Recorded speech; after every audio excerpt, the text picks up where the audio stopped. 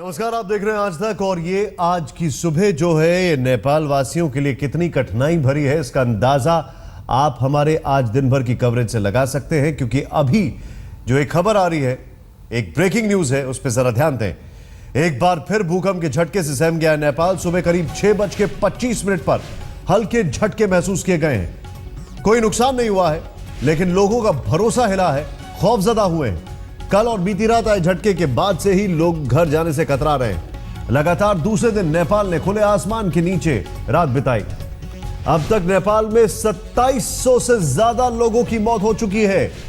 2700, ये एक ऑफिशियल आंकड़ा है, सोचें। 2789, मतलब ये एक ऑफिशियल आंकड़ा है, निरंतर बढ़ता जा रहा है। करीब 6200, 6200 से ज्यादा लोग जख्मी हैं। अकेले काठमांडू में 1000 से ज्यादा लोगों की मौत हो चुकी है। निश्चित तौर पर गंभीर स्थिति और लोग परेशान।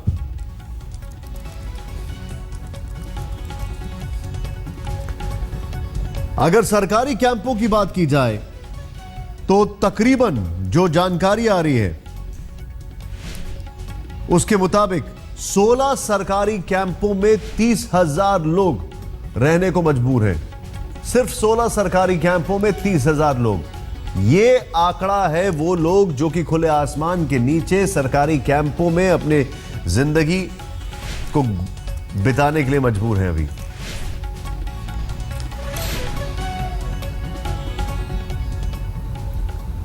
आखिर नेपाल के लोग अगर डरे तो क्यों ना डरे।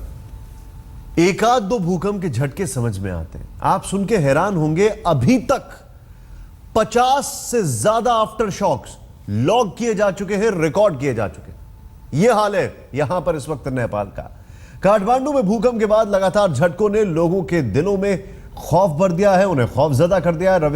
रविवार की रात भर लोग सो नहीं पाए। टेंट में, खुले में तो कहीं मैदान में लोगों ने किसी तरह रात गुजारी है। ऊपर से बेमौसम बारिश, राहत कार्यों की रफ्तार रोक दी गई।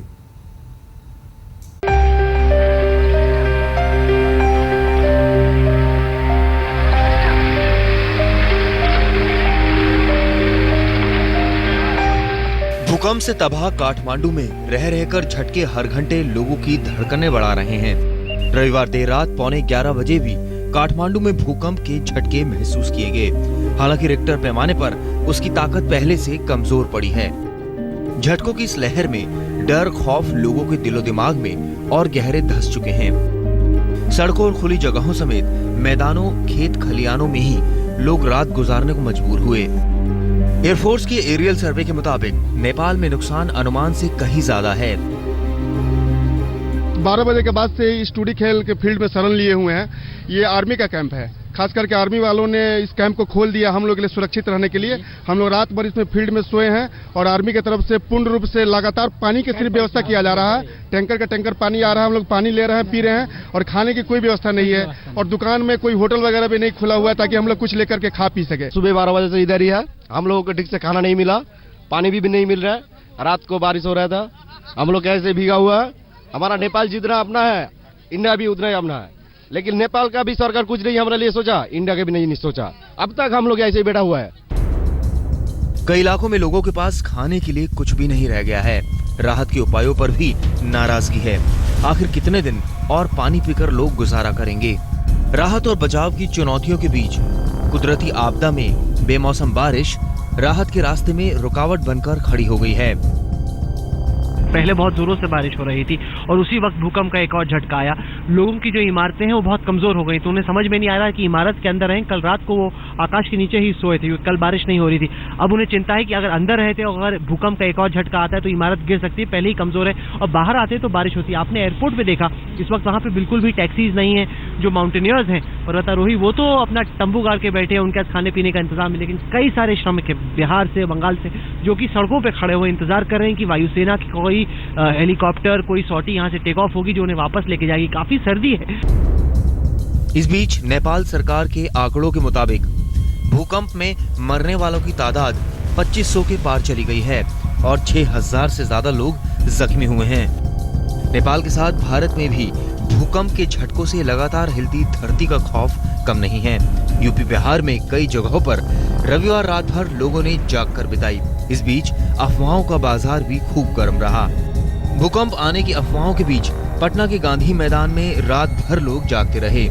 तुरंत जगह का यह माहौल मोतिहारी में भी दिखाई पड़ा।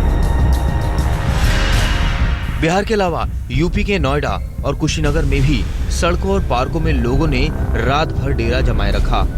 इस बीच अफवाहों के बाजार ने भी लोगों की नींद उड़ा रखी है कि कहीं और ज्यादा बड़ा भूकंप ना आ जाए। लेकिन भूगर्भ वैज्ञानिकों के मुताबिक नेपाल के लामजुंग में भूकंप के बाद झटके यानी आफ्टर शॉक भूकंप के थमने की निशानी है। इन झटकों से डरने की जरूरत इसलिए नहीं है क्योंकि इसकी तीव्रता लगातार कम हुई है। काठमांडू से मनोज्ञा लोईवाल और संजय शर्मा के साथ आज तक ब्यूरो। आपको एक यहां पर बड़ी खबर बता दें। खबर यह है कि इंडियन एयरफोर्स ने अभी तक, भारतीय एयरफोर्स ने अभी तक 1935 पैसेंजर्स को काठमांडू से इवैक्यूएट किया है 12 सॉर्टेज में। सोचिए आप, कितनी अच्छी खबर है ये। यही ऑपरेशन यमन में देखा और अभी इस वक्त एक और बड़ी ये खबर है कि सितांशु कार जो मिनिस्ट्री ऑफ डिफेंस के स्पोक्सपर्सन है, उन्होंने ये ट्वीट किया है कि करीब इंडियन एयरफोर्स ने 1935 पैसेंजर्स को इवैक्यूएट किया है 12 सॉर्टीज के तहत। आपको एक और चीज हम बताना चाहेंगे। आज का जो कोशिश है, आज की जो प्रयास है वो ये है, कल मौसम खराब था, उसके बावजूद इंडियन एयरफोर्स ने अपना बहुत काम किया है। आज तकरीबन 5 सॉर्टीज को और कंप्लीट करना जो नहीं हो पाई, लेकिन आज तक के 11 संवाददाता यहां पर मौजूद हैं।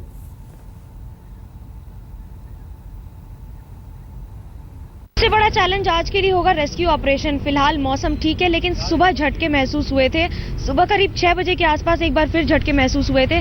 आफ्टर शॉक्स हैं, लगातार चलते रहेंगे। खुद साइंटिस्ट ने कहा है कि हो सकता है और कई घंटों तक चले, लेकिन इससे जो दहशत बनी हुई है उसका सबसे ज्यादा असर हो रहा है। और अगर मैं ये कहूँ कि रेस्क्यू ऑपरेशन पर बहुत असर हुआ है कल की बारिश का, तो गलत नहीं होगा। साथ ही साथ आज मौसम अगर ठीक है तो उसका भी फायदा होगा। और उसके साथ साथ आने वाले कुछ घंटों में जो फ्लाइट्स के लिए प्रॉब्लम कल थी बारिश की वजह से और खराब मौसम की वजह से, वो आज होने की संभावना कम है। हमारे साथ राहुल कंवल। राहुल, आपको क्या लगता है, कल आपको 8 घंटे लग गए थे आने में, आज कम से कम मौसम तो मेहरबान है? अभी भी काफ़ी बादल छाए हुए हैं, तो ऐसा कहना कि मौसम मेहरबान है पूरा ठीक नहीं, लेकिन कम से कम कल से थोड़ा ज़्यादा क्लियर है। रात में लोगों को काफ़ी परेशानी हुई क्योंकि कई सारे लोग अलग अलग जगहों से होटल्स में आ गए। कमरे यहाँ पे उनके थे नहीं। वैसे भी ये नहीं चाहते थे कि कोई भी पर्यटक कमरों में जाके ठहरे। वो चाहते थे कि सब लोगों को उन्होंने चादर दे दी, दरी दे दी। उन्होंने बोला कि आप ज़मीन पे ही सोइए। तो सब लोग इस होटल में, बाकी जगहों पे नीचे ही ज़मीन में बाहर सोए हुए थे और काफ़ी परेशानी भी हुई। और रात भर बीच बीच में भूकंप के झटके थोड़े थोड़े करके आते रहे। सुबह जैसे आपने कहा कि एक बड़ा झटका आया और बहुत बेचैन रात थी। अब आहिस्ता आहिस्ता पहली दफ़ा हम देख रहे हैं कि कुछ दुकानें खुल रही हैं, लोग समेटने की कोशिश कर रहे हैं, जानने की कोशिश कर रहे हैं कि आखिरकार कितना नुकसान हुआ और अगर अपनी ज़िंदगी को फिर बुनना है, फिर शुरू करना है तो ये कैसे हो सकता है। बहुत सदमे में है, बहुत खौफज़दा हैं लोग, लेकिन अब कोशिश हो रही है कि एक बार आहिस्ता आहिस्ता करते हुए अपनी ज़िंदगी के सिलसिले को दोबारा शुरू किया जाए। साथ ही अगर मैं ये कहूँ कि रेस्क्यू ऑपरेशन के लिए आज सबसे बड़ा चैलेंज होगा जितना भी मलबा है उसको हटाना, और उसके साथ साथ ये भी ध्यान में रखना कि मलबा हटाकर बॉडीज निकालना। और इमोशनल क्वेश्चन बहुत हाई होगा लोगों के अंदर। सुबह सुबह बात हुई एनडीआरएफ के डायरेक्टर जनरल से, वो कह रहे हैं कि 9 बजे से उनकी 10 टीमें काठमांडू घाटी के अलग अलग जगहों पर काम पे लग रही हैं। वो हवाई रास्ते के बजाय सड़क से जाएंगे, अलग अलग जगहों पर कोशिश करेंगे लोगों को निकालने की। लेकिन सवाल यह है कि उनके पास जेसीबी जैसी इक्विपमेंट है नहीं, यानी जो हैवी अर्थ मूविंग इक्विपमेंट होती है जिससे आप डेब्री को, जो मलबा है उसको हटा सकते हैं, वो उनके पास है नहीं। उसके लिए वो नेपाल सरकार पर निर्भर है। अभी मेरी बातचीत हो रही थी महेंद्र रिजाल से, जो कि यहाँ के इंफॉर्मेशन ब्रॉडकास्टिंग मिनिस्टर हैं। वो कह रहे हैं कि वो कोशिश कर रहे हैं कि कोऑर्डिनेट कर पाएं, लेकिन चूंकि टेलीकम्युनिकेशन सर्विसेज थोड़ी ठप है, इतनी आसानी से कम्युनिकेशन हो भी नहीं पा रहा। लेकिन कई सारे रेस्क्यू टीम्स अब यहाँ पे आ चुके हैं। आज दोपहर में इजरायली रेस्क्यू टीम्स यहाँ पर पहुँचने वाली हैं। इजरायली आर्मी से लोग आ रहे हैं, वो 2 अस्पताल लगाएंगे यहाँ पे। कई सारे ऐसे अस्पताल हैं जहाँ पर बहुत तबाही हुई है, इस वजह से जो मरीज़ हैं वो सड़क पर हैं, बिल्डिंग्स के बाहर हैं। तो कोशिश की जा रही है कि जो विदेशी हॉस्पिटल्स आ रहे हैं, इजरायली हॉस्पिटल्स आ रहे हैं, अमेरिकन हॉस्पिटल्स आ रहे हैं, वो इनके साथ पैरेलली काम करें ताकि यहाँ के डॉक्टरों की थोड़ी मदद हो जाए, उन्हें थोड़ी राहत हो जाए। तो ये कोशिश हो रही है। एक तो मेडिकल इमरजेंसी जो लोग लोग हैं जिनको पूरी ट्रीटमेंट नहीं मिल पा रही, उनकी ट्रीटमेंट हो, और सबसे ज़्यादा ये कि जैसे जैसे वक्त बीत रहा है उतना और मुश्किल हो रहा है लोगों को बचाना। तो फ़ौरन आज ही इकलौता दिन है, अगर कोई मलबे में फंसा हुआ उसको निकालने के लिए ये आखिरी एक मौका हो सकता है। कोशिश होगी कि अगर कोई है जिंदा कहीं मलबे में फंसा हुआ उसको किस हद तक निकाला जा सकता है। बिल्कुल, कल हमने एक खबर की थी कि पहले तो एक परिवार से हम मिले थे जहां माँ बाप अपने बच्चों को खोज रहे थे। कुछ घंटों तक, एक दिन तक तो आवाज आती रही बच्चों की, लेकिन उसके बाद वो आवाजें आना भी बंद हो गई और एक बार के लिए तो माता पिता भी हिम्मत हार बैठे कि आखिरकार उनके बच्चे उस मलबे में ठीक हैं कि नहीं। आप लोगों को बताना चाहेंगे कि यहाँ पर और जानकारी आ रही है अभी इस वक्त, और वो ये है कि पहले 72 घंटे भूकंप के बाद सबसे महत्वपूर्ण होते हैं। ये 72 घंटे अब तकरीबन 4 घंटे में पूरे हो जाएंगे और इसमें चुनौतियां ये थी कि एक बार तगड़ा भूकंप का झटका आया, 50 आफ्टर शॉक आ गए, ऊपर से बरसात। ये 72 घंटे जब निकल रहे हैं तो कितनी कामयाबी मिली है लोगों को बचाने में, इसका आकलन करना बहुत जरूरी है। भूकंप से दहल उठे नेपाल में भगवान पशुपतिनाथ मंदिर से फिर उम्मीद की रोशनी निकल रही है। आज सुबह भगवान की विधि विधान के साथ आरती हुई और आंसुओं में डूबे गमजदा श्रद्धालुओं ने नेपाल में आज के उजास की नई सुबह के लिए प्रार्थना की। भूकंप में भगवान पशुपतिनाथ के मंदिर के पूरी तरह से सुरक्षित होने से लोग किसी चमत्कार से कम नहीं मान रहे।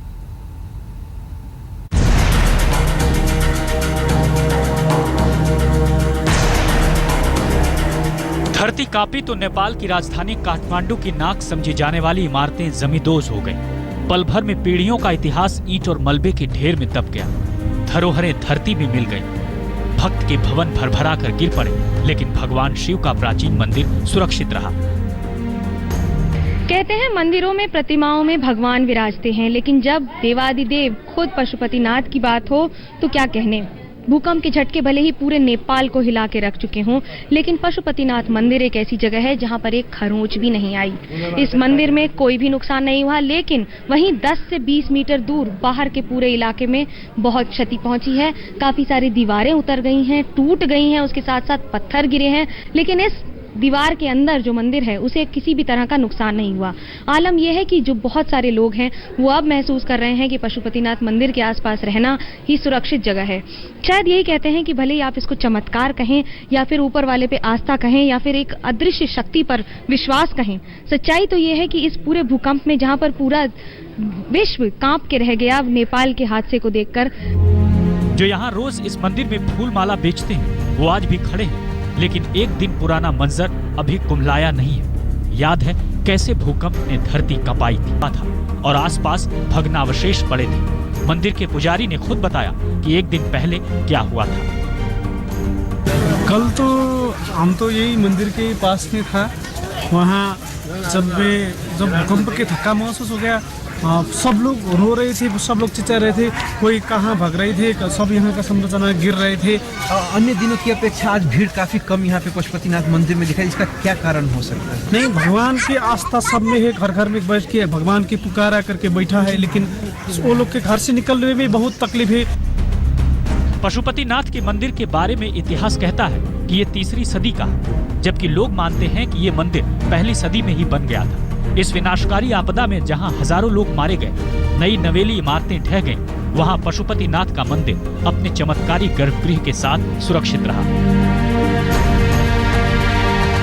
स्कंद पुराण कहता है कि उत्तराखंड का केदारनाथ मंदिर और काठमांडू का पशुपतिनाथ मंदिर एक दूसरे से जुड़े हैं। करीब 2 साल पहले केदारनाथ में भागीरथी बेलगाम हो गई थी, तब उत्तराखंड में बहुत कुछ बर्बाद हो गया था, हजारों लोग मारे गए थे, मंदिर के पास का पूरा इलाका ध्वस्त हो गया था, लेकिन भगवान शिव का मंदिर इस हादसे को झेल गया।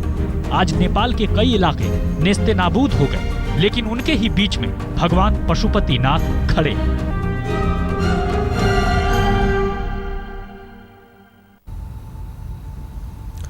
इस बीच आपको एक और जानकारी देते हैं, और जानकारी ये है कि भारतीय एयरफोर्स के करीब 13 defence aircrafts, 6 MI helicopter, 10 NDRF की टीमें और 6 और NDRF की टीमें राहत और बचाव कार्य में जुटी हुई है। वक्त एक ब्रेक का। इस वक्त आपको बता दें कुछ जानकारी यहां पर आ रही है। अभी इस वक्त जो भी प्रयास किए जा रहे हैं, जो भी कोशिशें की जा रही हैं, नेपाल में अब तक 2700 से ऊपर लोगों की मौत हो चुकी है, ये खबर आ रही है। हालांकि कई जगह ये आंकड़ा 3000 के ऊपर भी बताया जा रहा है। लेकिन नेपाल की सरकार ने यह आंकड़ा दिया अभी काठमांडू में 1000 से ज्यादा की मौत।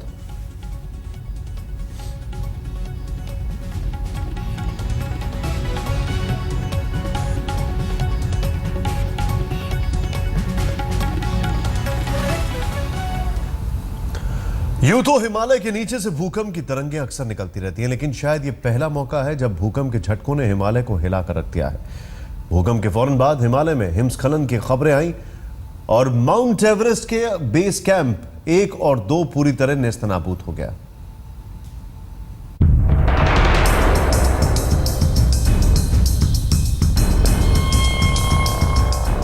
दुनिया की सबसे ऊंची चोटी माउंट एवरेस्ट भी नेपाल पर टूटी सबसे बड़ी आफत से अपने आप को बचा न सकी।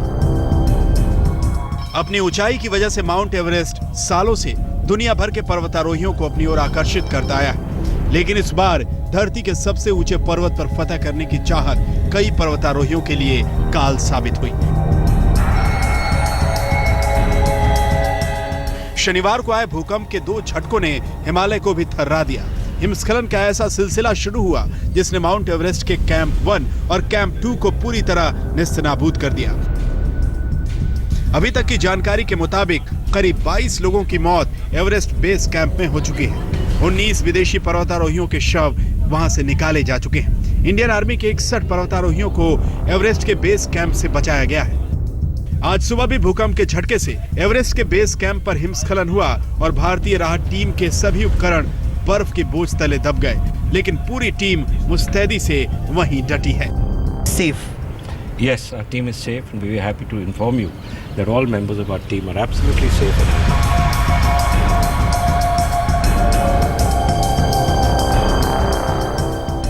एवरेस्ट के बेस कैंप में तबाही का असर हरियाणा के यमुनानगर के पर्वतारोही राशिद के घर पर भी दिख रहा है। एवरेस्ट फतह करने के लिए राशिद नेपाल पहुंचा था, लेकिन अब ना तो उससे कोई संपर्क हो पा रहा है, ना ही सलामती की कोई खबर है।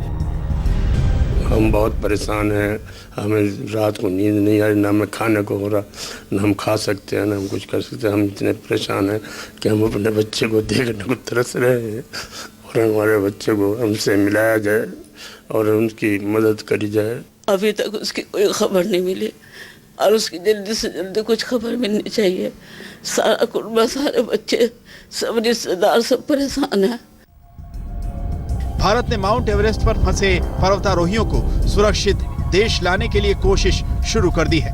उम्मीद है कि अब और तबाही से सामना न हो। यमुनानगर से आशीष शर्मा और दिल्ली से गौरव सावंत के साथ राहुल कमल, काठमांडू, आज तक।